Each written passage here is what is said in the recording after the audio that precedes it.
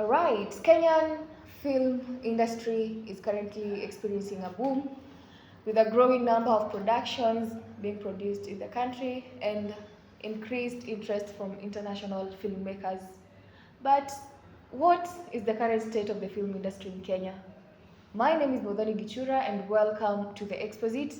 This is a program that talks about matters affecting our beautiful nation, Kenya. And today is no exception because I have students with me. I have Isaac and Isaac and Isaac and Vic. Sorry, Isaac and Vic. They'll be introducing themselves shortly. So they're here to discuss about the state of the film industry. Karibuni sana. Make sure you follow us on our social media.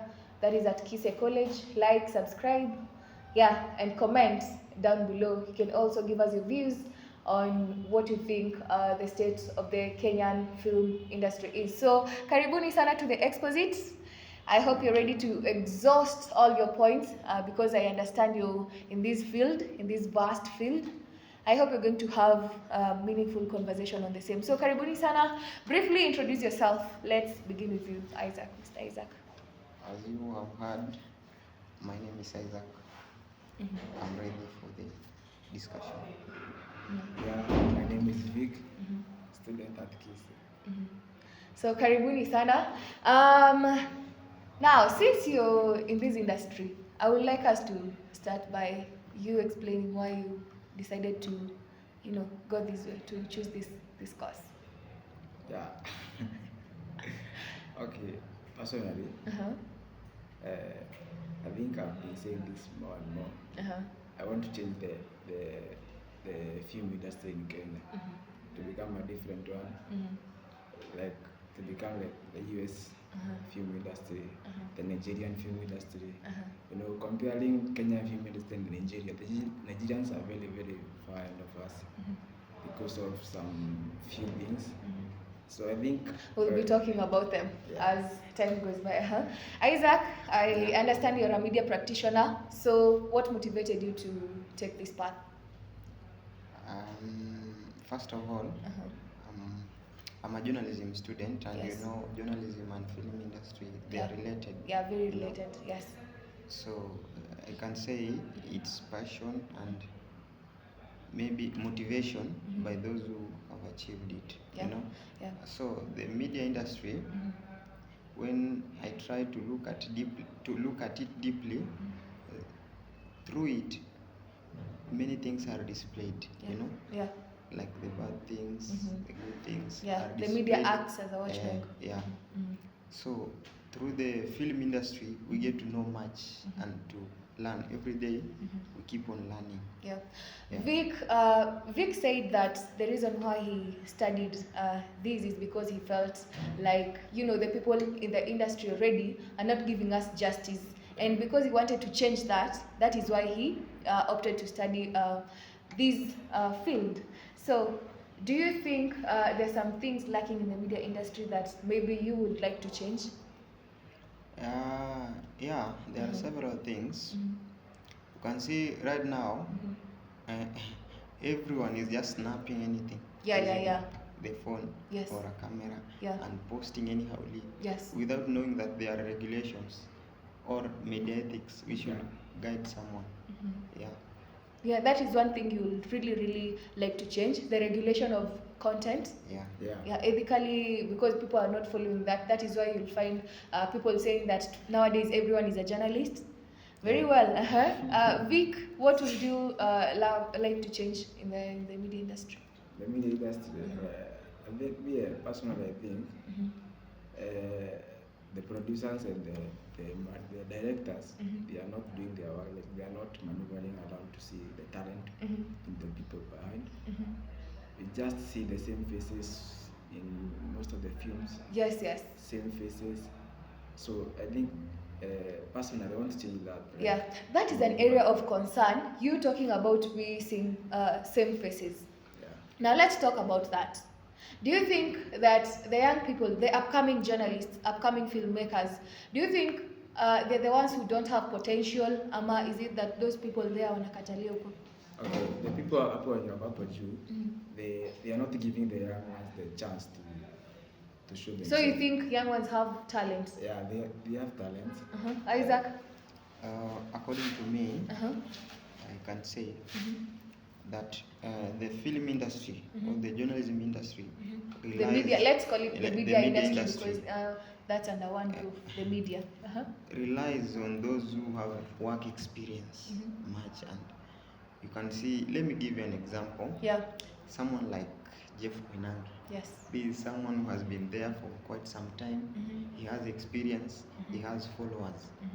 So there is no way you can bring someone from nowhere, despite the fact that they have talent, but followers. But for how long? To add on that, you know, the thing is, what have you bring? Like, you have the experience, but what have you bring? Like, ameleta huu kwa industry. You know, without your experience, you're supposed to bring so many people to the industry. No. And then you nurture them, like, you show them on how this thing goes. So you are as long as last up forever. Okay. In one or the other, you leave their place. No. Yeah. So ukilive that a big gap yenye haitaweza kuwa recovered. Nobody will fit in hapo. What I mean, they cannot be introduced directly. They must come slow by slow. But now, we've had these journalists being there for over 20 years, right? Yeah. I believe you understand that. So, who are these upcoming people when you're tunasema, they won't just come once? Have you ever seen like a series of, you know, we interchanging, maybe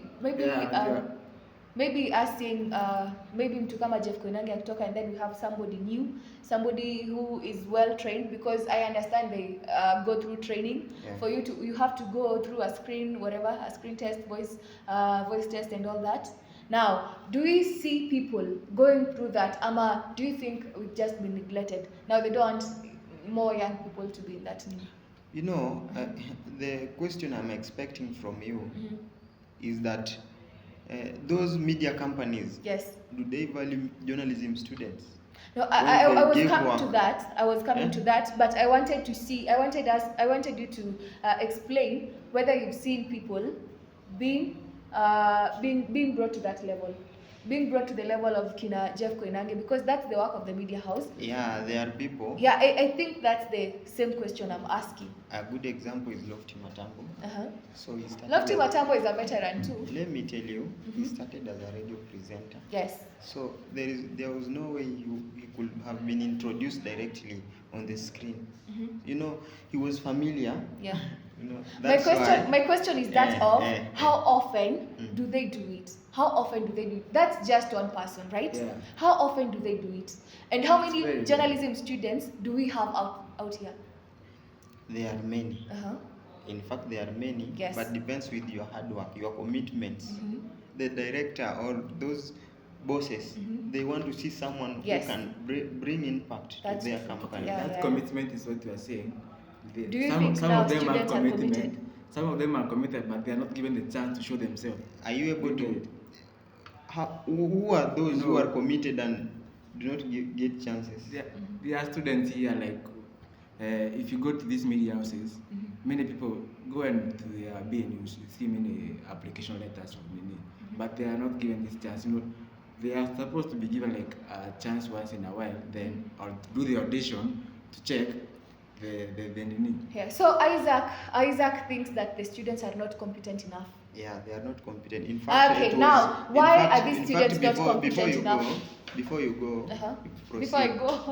proceed with the motion. Yes.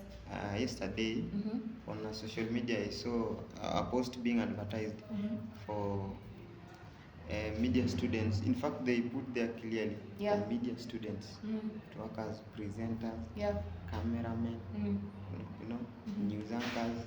But today morning, it was only 10 people who applied. So why? Do you think people are giving up? Media students are giving up because they feel like they're not being given chances to showcase. They are giving up because they think that in the current state of Kenya, for you to earn a job, you must be well known. You know, you must have a name somewhere, or who do you know? You know, that is what is in the mindset of many of them. You are using a term, they think. No. Have you heard it? Not they think. It's actually the thing that is happening. Do you have any proof? me I can prove for myself. Like siwezi kuambia hiyo proof juu it's very hard to prove to you without the real fact. But the thing is, for you to earn a job in Kenya now, like here media, you must be known. How do you know?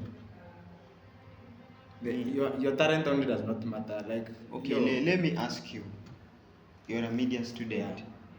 So, what do you expect after graduating? Me, personally, I don't expect to be employed. Yeah. I want to do my own thing.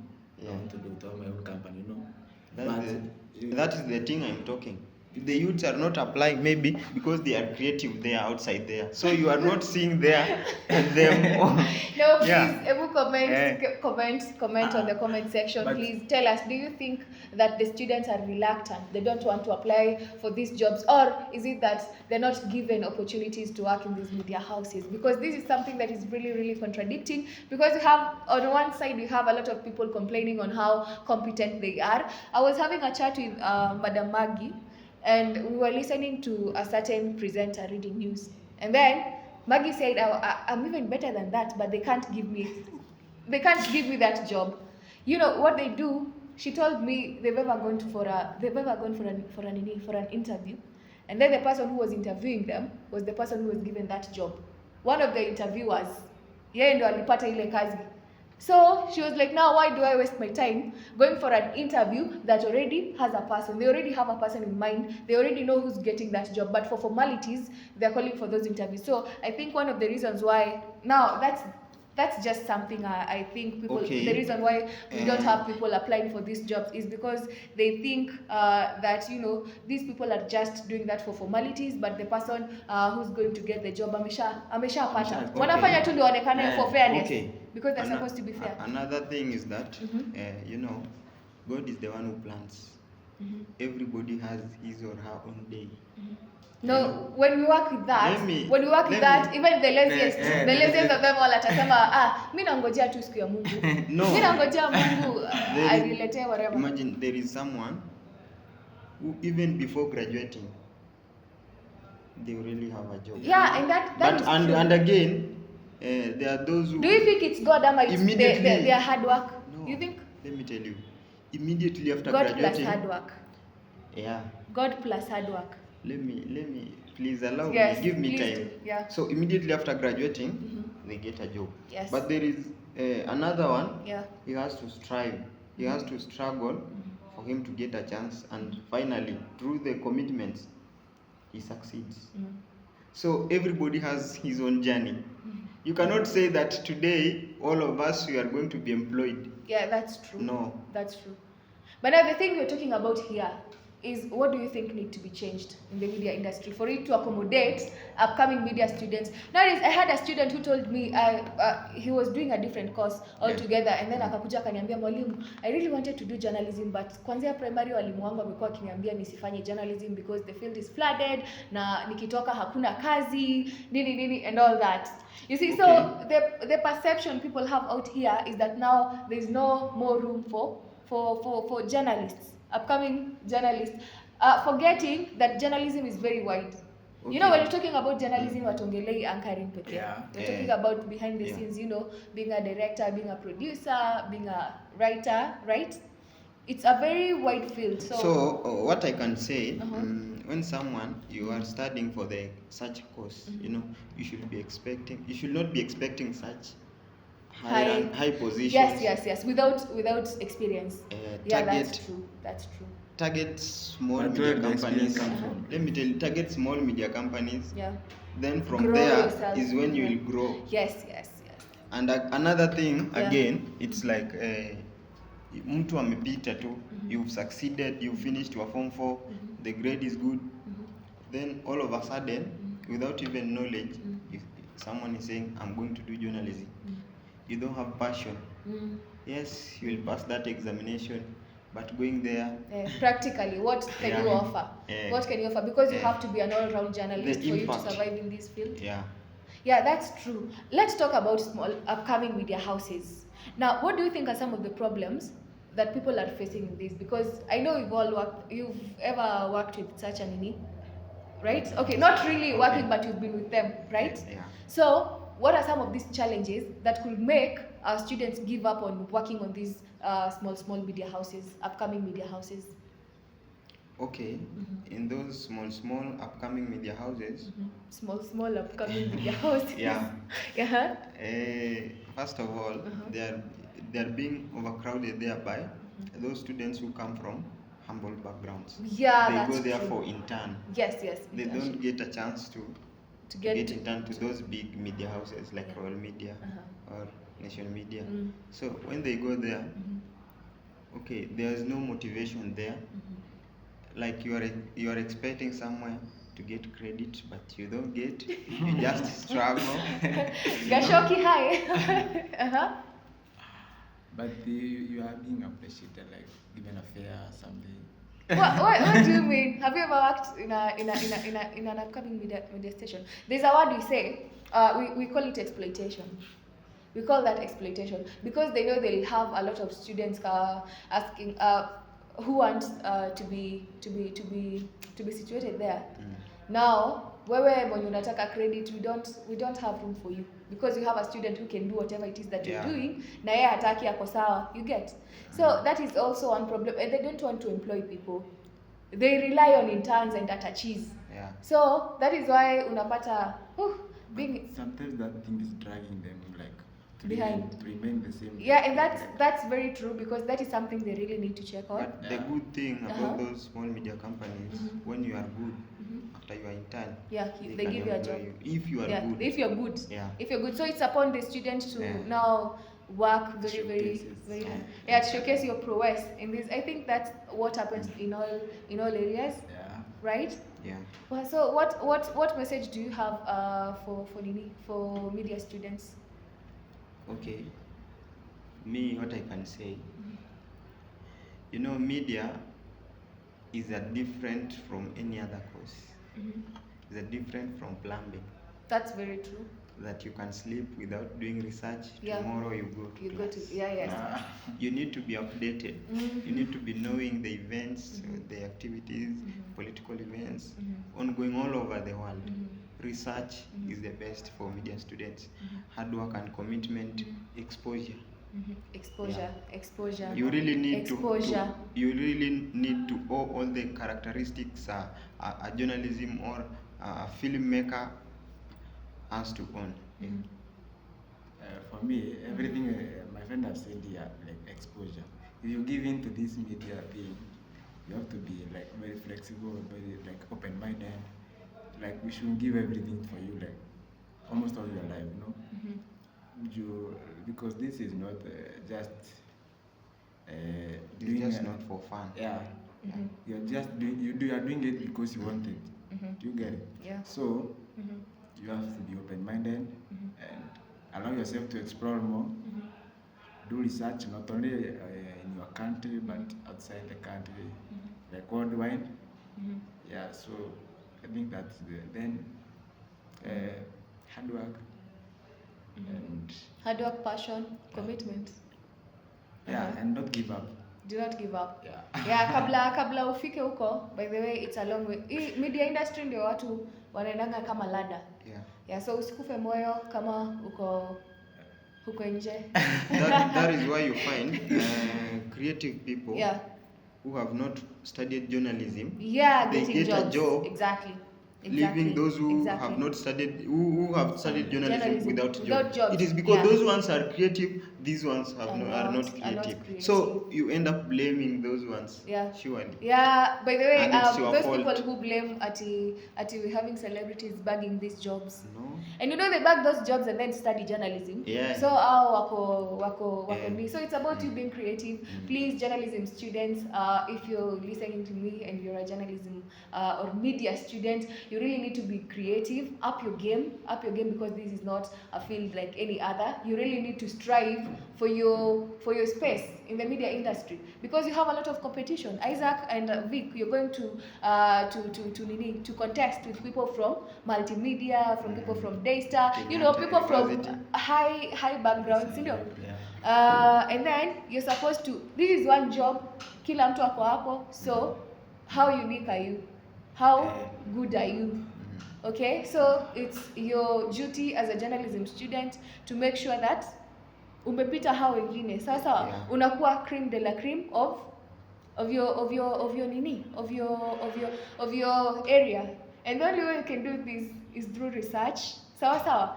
See what international journalists are doing. See what international film venye international film industry iko. I was listening to a story ya DJ Kroba. You know, he went to South Africa to study sound, and right now in Kenya he's among the top watu wa tengeneza sound. Why? Because he decided to take that step. Right now he's earning a lot of money, and after coming immediately he got a job, and now he's doing great things. So hata nyinyi, as much as you don't have the opportunity to go out there, we have the internet nowadays provides a lot of information. Okay, we have Wi-Fi in school. Please just make sure you update yourself and do research. Okay, sawa. Yeah. Any last comments before we end the show? Okay, me, what I can say is that for those who have decided to take the film industry, they have their dream, like changing the film industry. Okay, they should stay focused. They should not listen to negative thoughts from other people. You know, there are those who have failed and there are those who have succeeded. You know, there must be those people. There must be negative. There must be a lose and a win. So take the positive ones. Yeah. You know, you should not be discouraged. That is what I can say. Be yourself. Be yourself. Yeah. Vic? I mean, just to tell them that journalism is not, media is not about journalism like being an anchor. There's many things like screenplay, like being a manager, producer, director, you know, that's all those things. So and you also have PR. Yeah, don't think of one thing only. Be open-minded. Yeah. You can be a screenplay writer. You can be a director, like it's many things. So be open-minded, focus, and be focused on what you want to do. Yeah, so thank you so much for gracing our show. Asanteni sana, we'll be having more discussions. Sawa. Yeah. So thank you so much to our viewer for being with us kwa huo muda wote. Till next time, make sure you follow us on our socials. That is at Kise College on YouTube, Kise College on Facebook, and Kise College on TikTok. I don't know if the TikTok account is still active, but we'll make sure we talk to our social media managers, because nowadays TikTok is something really big, right? Yeah, we need to be very, very active on TikTok. So till next time, my name is Modoni Gichura. It's a wrap.